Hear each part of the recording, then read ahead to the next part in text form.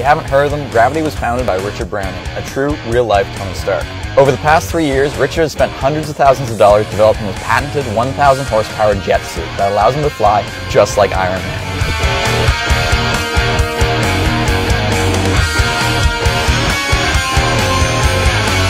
Now with the rear engine, it's probably quite nice just to lean forward a little bit. It'll just warm your ankles a bit otherwise.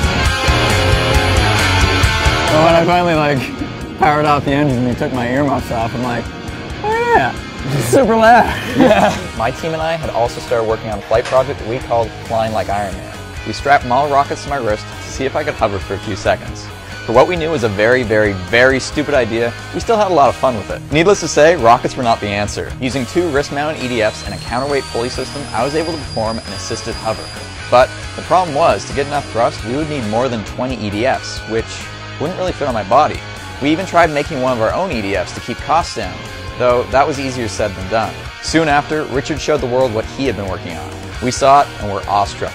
Richard had done the impossible. He was flying like Iron Man. Alright, you're doing it. You're living out every little kid's dream. How does it feel when you take off? Like you're literally flying without a vehicle. It's impossible to put it into words, but it is almost like that dream that people have about flying. You genuinely have a three-dimensional freedom where you can just go wherever you think. A bicycle, you don't steer it, you just think where you're going to go. Yeah. Same with this in 3 dimensions. It's truly insane. The really weird sensation is that it's quite gentle. It's just this gentle, spongy push, almost like holding a fire hose of water. 5 jet engines, little gas turbines. You've got 2 on each arm, and then you've got 1 round the back. And between those clusters of thrust, that's what creates that kind of tripod or pyramid of thrust. The fuel bladders in here, they're basically like rubberized bags, and then round the front you've got this kind of waistcoat of electronics. Inside the helmet there's a head-up display system which takes a wireless data feed from this box, so I can see my fuel burn and flight time and engine status. And the control is all down to really vectoring with your arms. Where do you point them? You point them down, you go up, point them out, and then you go down again.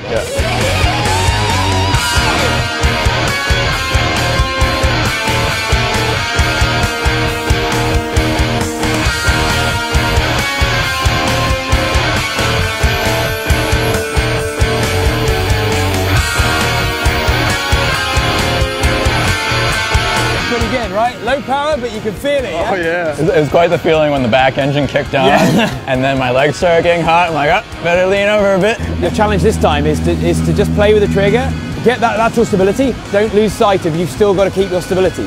As you know, if it all goes a bit wrong, just flare out again.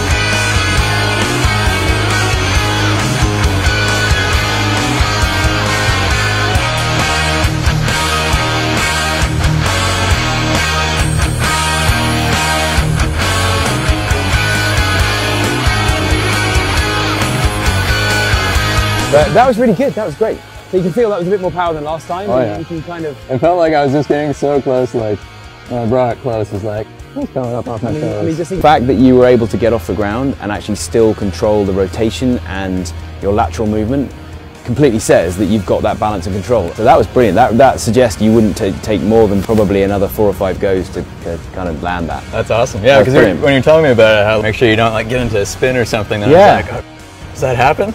But then when I was doing it, it was just like, felt fairly natural just holding my arms. When I brought the arms close together, I could just like almost feel like my ankles coming up and just like a bit more power. I'd just be like, I'd be floating right here. That was amazing. Well, thank you so much for letting me try the suit. No problem at all. I hope that was to see awesome. you soon again in the future. Absolutely, definitely. It'd be great. Thanks.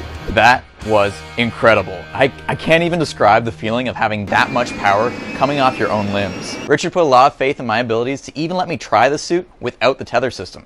If I had accidentally tripped, it could have been tens of thousands of dollars in damages alone.